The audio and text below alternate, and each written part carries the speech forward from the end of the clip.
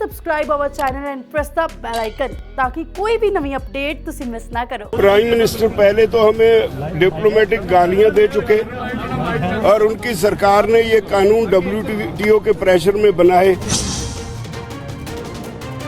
जब उन्होंने हमें डिप्लोमेटिक गालियां दी उसके बाद सारी दुनिया में उसकी निंदा हुई, तब वो मजबूरी बस उन्होंने पवित्र कहा। आंदोलन दोबारा खड़ा हो गया, पीक पे है और ऐसे ही चलता रहेगा। कोई प्रधानमंत्री कहना मैं एक काल दूर हाँ, सानू ਉਹਦਾ नंबर ही नहीं कोई दसदा कित्थे काल करिए। सरकार झूठी है, मक्कार है और झूठ बोल के लोगों को सारे देश को गुमराह कर रही है। इससे देश बर्बाद हो जाएगा। खेती मंत्री ਦੇ ਪੱਲੇ ਸਾਡੇ ਤੇ ਕੁਝ ਨਹੀਂ, ਉਹ ਤਾਂ ਦੋ ਆਦਮੀਆਂ ਦੇ ਵਿੱਚ ਸਾਰੀ ਤਾਕਤ ਆ। ਉਹ ਭੱਜਦੇ ਨੇ ਜਦੇ ਦੂਜੇ ਕਮਰੇ 'ਚ ਨੂੰ ਉਹਨਾਂ ਨੂੰ ਪੁੱਛਣ। कल जो प्राइम मिनिस्टर ने कहा है कि हमने कोई जबरदस्ती नहीं है, ये कानून ऑप्शनल है, तो इसके बारे में क्या कहेंगे? प्राइम मिनिस्टर पहले तो हमें डिप्लोमेटिक गालियां दे चुके और उनकी सरकार ने ये कानून WTO के प्रेशर में बनाए।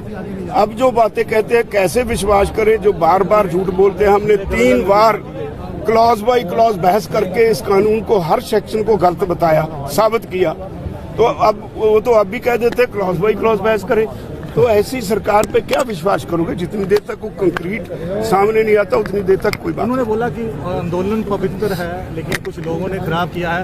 उन्होंने तारीफ भी की आपकी। क्या अब लगता है कि कुछ उनका पॉजिटिविटी है कि अभी पहले ही जैसा ही? वो पवित्र तो इसलिए कहा क्योंकि जब उन्होंने हमें डिप्लोमेटिक गालियां दी उसके बाद सारी दुनिया में उसकी निंदा हुई, तब वो मजबूरी बस उन्होंने पवित्र कहा।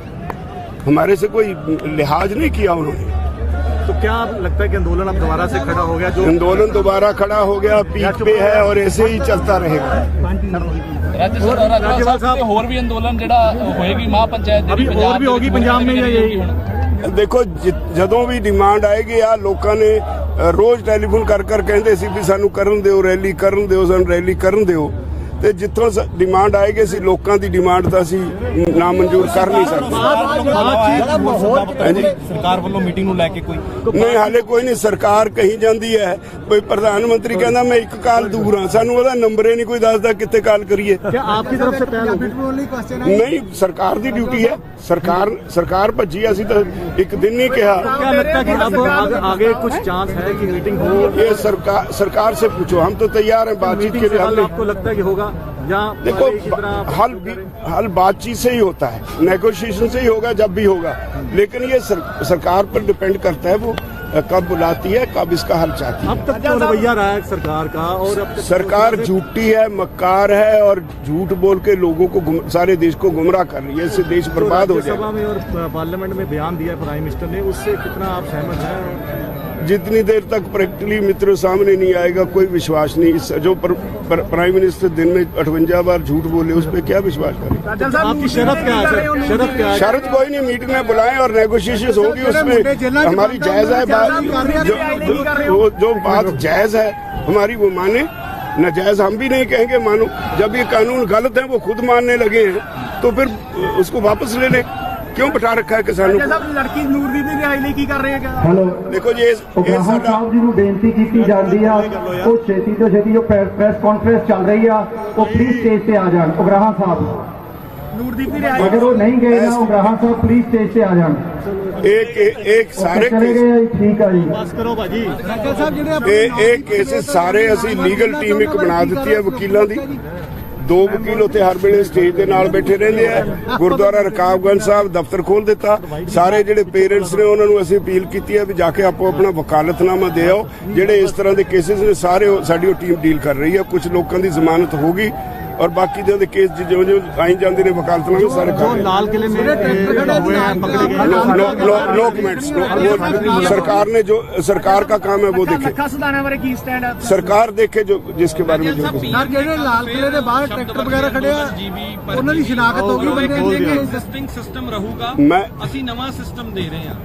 ਉਹ ਫਿਰ ਇਹ ਕਾਤੇ ਹਾੜੇ ਕੱਢਦੇ ਆ ਵੀ ਨਾ ਜੀ ਹੁਣ ਤੁਸੀਂ ਇਦਾਂ ਸਾਨੂੰ ਇਦਾਂ ਮਜਬੂਰ ਨਾ ਕਰੋ, 3 ਸਾਲ ਬਾਅਦ ਕਰਾ ਲਿਓ ਰਿਪੀਲ।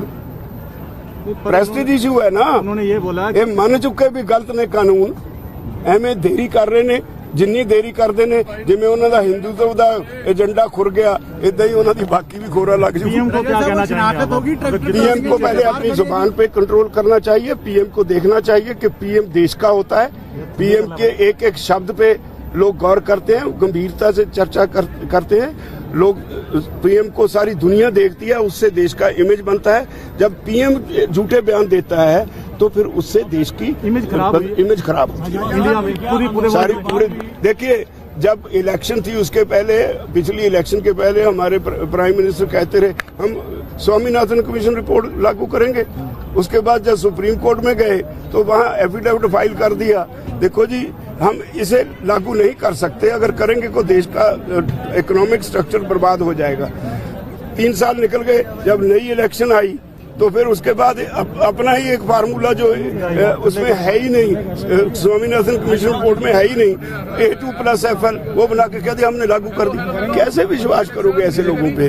ਰਾਜੇਵਾਲ ਜੀ ਇੱਕ ਬਿਆਨ ਉਹ ਵੀ ਦੇ ਦਿਓ, ਖੇਤੀਬਾੜੀ ਮੰਤਰੀ ਹੈ ਜੋ ਨਰਿੰਦਰ ਤੋਮਰ, ਉਹਨਾਂ ਨੇ ਕਿਹਾ ਕਿ ਹਾਲੇ ਤੱਕ ਕਿਸਾਨ ਇਹ ਨਹੀਂ ਸਮਝਾ ਸਕੇ ਕਿ ਇਹ ਖੇਤੀ ਕਾਨੂੰਨ ਜਿਹੜੇ ਨੇ ਉਹ ਕਾਲੇ ਕਿਵੇਂ ਆ। ਮੀਟਿੰਗ ਦੇ ਵਿੱਚ ਉਹ ਕੀ ਗੱਲ ਕਹਿੰਦੇ ਸੀਗੇ, ਉਹਨਾਂ ਦਾ ਹੂਬਹੂ ਬਿਆਨ ਦੱਸ ਦਿਓ। 3 ਬਾਰ ਕਲੌਜ਼ ਬਾਈ ਕਲੌਜ਼ ਬਹਿਸ ਹੋ ਚੁੱਕੀ, ਉਹਨਾਂ ਕੋਲ ਕੋਈ ਜਵਾਬ ਨਹੀਂ, वो झूठे ने और बाहर निकल के झूठ बोल देंगे ने, तो बाद कुछ नहीं। और खेती मंत्री दे पल्ले साडे ते कुछ नहीं, वो तो दो आदमियों दे विच सारी ताकत है, वो भजदे ने जदे दूजे कमरे च उन्हां नूं पुछण। स्टेज पे बोला गया कि खेतीबाड़ी मंत्री लायक, खेतीबाड़ी मंत्री लायक नहीं है कि खेतीबाड़ी मंत्री रहे, ये स्टेज से बोला गया। वो लड़ते ने लड़न, सानू साडा तां असीं तां अंदोलन लड़ रहे हैं, सानू उत्थों दूए पासे ना भड़काओ, साडा की काम है। खेतीबाड़ी मंत्री के लिए बोला गया, नहीं लड़ रहे ने पर लड़न जी, अगे भी इलेक्शन होते ने, इलेक्शन नाल नहीं साडा कोई मतलब। राजेवाल साहब खेतीबाड़ी में है, आपको लगता है कुछ पॉजिटिविटी है या? देखिए बड़ा साफ है, हम बैठे हैं इस इंतजार में, सरकार के पास साबित कर चुके हैं अपना केस। वो जब बुलाएगी, जब उसने रिपील करने होंगे, हमारा आंदोलन समाप्त हो जाएगा। शरत 3 वही तीन कानून रिपील करने का, एक MSP को लीगल राइट टू MSP, और 2 कानून और है, एक वो उन्होंने मान लिए हैं। एक तो है कि जो 1 करोड़ रुपया पराली का जुर्माने का वो उन्होंने फार्मर का पोर्शन जो है वो निकाल दिया। और ऐसा ही इलेक्ट्रिसिटी ये आपका विचार है, वो हर रोज कहते हैं कि जो फैसला करेगा सिंघू बॉर्डर पे बैठी लीडरशिप करेगी, और वो कहता है राजेवाल मेरा लीडर है, बार बार कहता है मैं जो ये फैसला करेंगे, ये आपको नहीं सुना। सभी इकट्ठे सभी इकट्ठे, इसमें कोई दो राय नहीं। कि अंदोलन तो बाद भी ਜਿਹੜੇ ਅਸੀਂ ਵਾਪਸ ਜਾਵਾਂਗੇ ਆਪਣੇ ਖੇਤਰਾਂ ਤੇ ਪੋਲੀਟੀਸ਼ੀਅਨਾਂ ਤੋਂ ਹਿਸਾਬ ਦਿੱਤਾ ਜਾਊਗਾ। पॉलिटिशियन मैं नहीं है हाले तक कहा, हाले दिन मेरे मुंह ना पाओ, मेरे मुंह च ना पाओ। जो इलेक्शन हो रहे हैं पंजाब में, इलेक्शन जो हो रहे हैं उसके लिए आप? नहीं हमने कुछ नहीं कहा, उस पर इलेक्शन हो रही है, जो जिसको वोट देना वो नहीं, हमारा